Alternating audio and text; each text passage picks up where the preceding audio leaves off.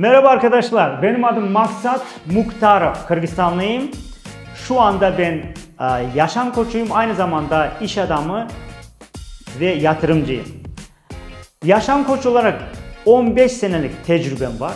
İnsanın nasıl mutlu, nasıl zengin, nasıl başarılı olmasının çok tekniklerini hem öğrenip kendi hayatıma kullanıp aynı zamanda insanlarla paylaşıyorum.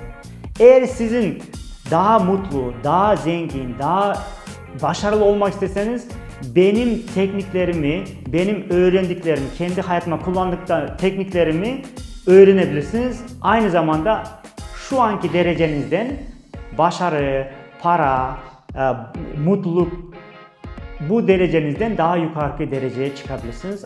O zaman sizi benim traininglerimde, benim derslerimi beklerim.